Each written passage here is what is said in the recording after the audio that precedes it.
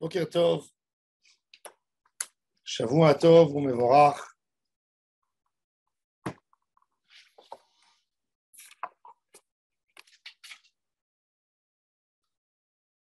Parashat Be'alotra, la Torah nous raconte, elle nous dit que quand on montait le Mishkan, ou Yom Hakim et un Mishkan, Kisa et Anan et un Mishkan, Leo et la Redut, ou Vaerev, Y'a la Mishkan, qui est marqué Esh ad Boker, Ken Yetem. Al-Pi Hashem Yahanu, Al-Pi Hashem Yahanu, Al-Pi Hashem Yissa. Le jour où on montait le tabernacle, il y avait des nuées qui venaient et qui couvraient. Le Baal Shem Tov nous dit Hakim et un Mishkan, c'est quoi Mishkan? C'est l'homme, Oel Shiken Ba'adam. Un homme, quand il atteint un niveau dans la Avodat Hashem, il a le Yetzer Hara qui vient et qui essaie de casser. Il faut savoir qu'un homme, quand il est devenu plus grand en Torah, plus grand en Tefila, par exemple, imaginez-vous, un homme après la veille de Shavuot, il a étudié toute la nuit de la Torah, en journée, il a voulu se forcer, il a fait Tehilim, David Amelech. Cet homme, à la fin de Shavuot, c'est un homme qui a beaucoup plus de Torah. Il est vacciné contre le Yetzer Hara, il est fort, il est costaud. Et le Yetzer Hara n'en veut pas. Qu'est-ce qu'il fait? Un jour comme aujourd'hui, il va lui amener un brouillard terrible pour lui éteindre le niveau de Torah qui s'est chargé pendant la fête. Ça, c'est le brouillard qui couvre le Mishkan.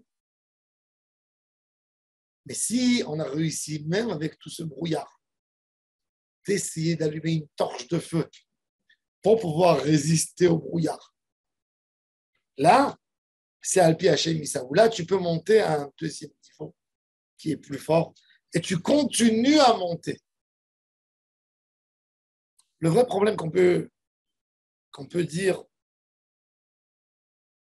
c'est que les gens, à la première épreuve qui vient, ils retournent en arrière, ils stagnent. Donc, quand il reprend son niveau de Torah, il reprend de l'arrière jusqu'au même point où il était. Et après, avec l'épreuve, il retourne en arrière. Et donc, ça fait que toute sa vie, il va, il vient, il va, il vient. Mais il va, il vient au même niveau. Il ne monte pas. Mais s'il tient, quand tu as eu la première épreuve, tu tiens. Donc, tu as résisté, tu as franchi le deuxième pas. Donc, tu es déjà au deuxième niveau. Maintenant, là-bas aussi, tu peux retourner en arrière et tu stagnes. Tu vas stagner au deuxième, mais tu ne vas pas stagner au premier. Quand tu as résisté contre le Yetzer Hara et tu as résisté à l'épreuve qui t'a amené au deuxième niveau, tu passes à la troisième. Et ainsi de suite. Et ça, c'est notre Avodat Hashem. Ça, c'est la Avodat Hashem de tous les jours. On a un brouillard qui vient parce qu'on a atteint un niveau. Quand quelqu'un il a atteint un niveau de Kdusha, c'est plus dur après. Bien sûr que c'est plus dur.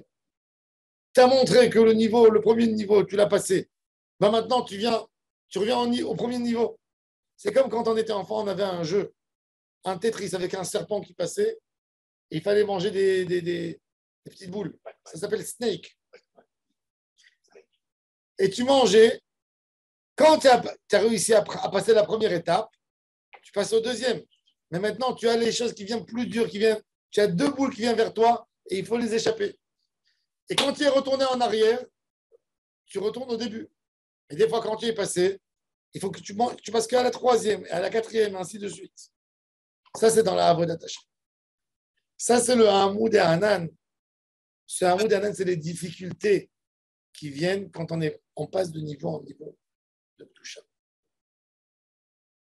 Toute la Avodat Hashem, c'est de ne pas rester dans l'obscurité. C'est d'essayer d'éclairer ton obscurité. Dans la vie, on a toujours des incertitudes. Vous pouvez voir des fois, quand on est dans la volonté de se rapprocher à Hachem, tout est facile. Et on dit, allez, on va étudier, on va étudier. Le Yetzer Hara, il vient quand quelqu'un il fait sa veillée de la nuit. Il ne vient pas le casser à minuit, à 1h du matin. Il a commencé sa veillée. Il est là, il est bien là. Vers la fin, quand il va arriver vers la tefila, qui est le plus important, que de là-bas, tu passes à la prochaine étape, c'est là-bas où il va le casser. Toujours, il vient attraper les endroits les plus fragiles. Et là, quand tu es en plein épreuve, tu as eu assez d'oxygène pour pouvoir résister contre ton Yetzer Hara. Mais quand tu commences à stagner, là, tout d'un coup, tout devient flou et tu dis, je ne vois pas un grand avantage du fait que je me rapproche de la Kedusha. Et là, c'est le Icar du travail. Quand tu vois qu'il y a le brouillard qui vient, il faut que tu utilises les forces que tu as tout de suite. Il ne faut pas attendre. Il faut allumer les grandes torches. Le feu, le Hamoud Haesh qui vient la nuit. Dès que tu as le Hamoud Hanan, amène-lui en équivalent à Hamoud Haesh. Dès que tu vois qu'il y a quelque chose qui va essayer de te casser ton rituel de Kedusha, n'attends pas à être malade et après prendre un médicament. Tout de suite, mets tout ce que tu as dans ton arme, commence à te battre. Pourquoi? Parce que c'est là où tu vas avoir l'histoire du Yetzer Hara. Et il faut le savoir, Akadosh Baruch Hu, il ne donne pas de cadeaux en Rouhaniout. Il faut avoir des débats. Tu as passé une étape, il y a une prochaine épreuve. Pour pouvoir monter au 4e étage, il faut passer par le 3e. Tu ne peux pas sauter. Tu n'es pas un parachutiste. Un parachutiste, toute sa force, c'est de descendre du haut vers le bas. Mais il ne sait pas monter du bas vers le haut. Un parachutiste, il ne peut pas sauter en l'air. Il ne peut que savoir descendre. Et nous, on a besoin de savoir monter. Et de savoir monter, c'est des épreuves. C'est des épreuves au niveau de Torah.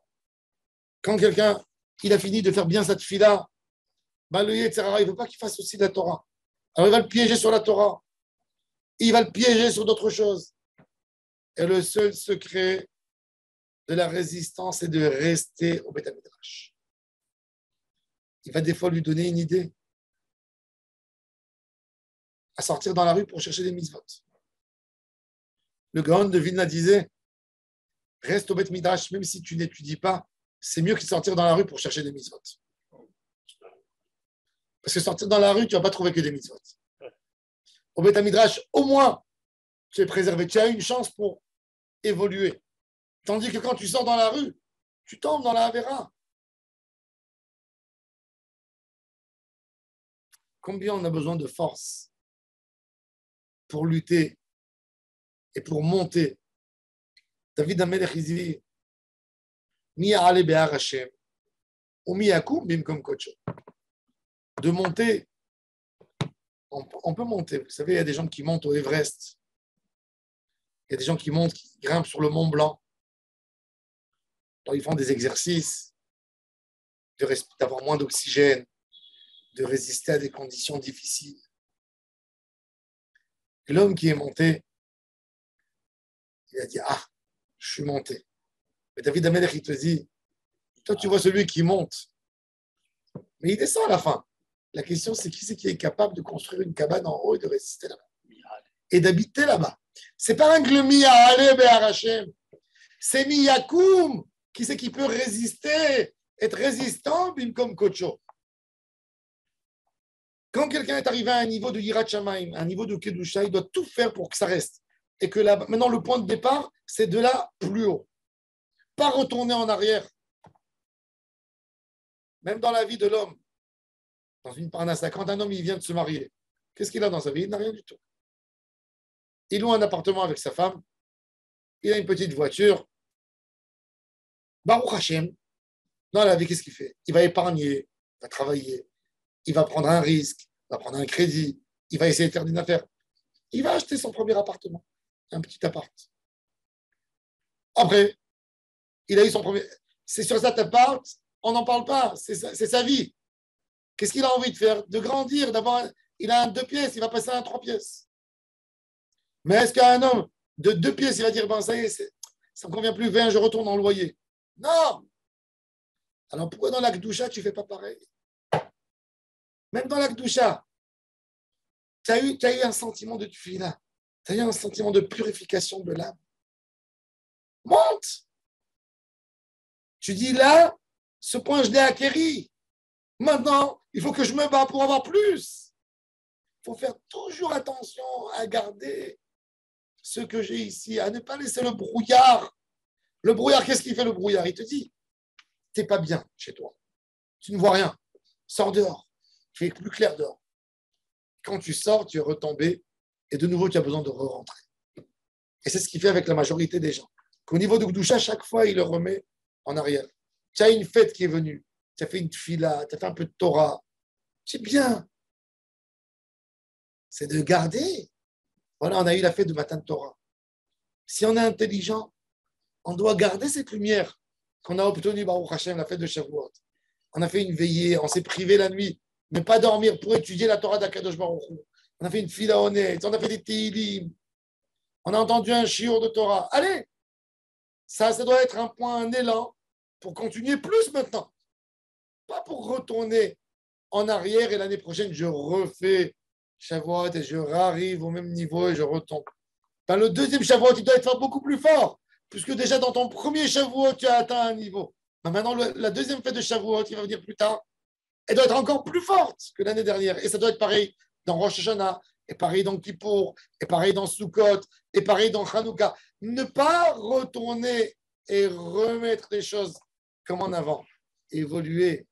Et ça, c'est le Hamoud Haesh qu'on fait rentrer dans le Hamoud Ha'ana. Ça, c'est le secret d'évoluer. Et ça, c'est Alpi Hashem Yachanou et Alpi Hashem Isaou. Quand dans ton Machané à toi, tu n'as pas peur et tu n'es pas choqué par le brouillard qui vient et tu sais allumer une torche, là, tu peux faire Isaou, Masae, avancer dans ton voyage, monter plus haut. Et là, tu es de nouveau, tu es dans un endroit plus haut. Et il y a les épreuves et tu résistes et tu montes encore plus haut. Et c'est comme ça qu'un homme, il devient doucement, doucement, il devient un grand sadique, un grand amitrach. Baruch Adonai l'olam. Amen.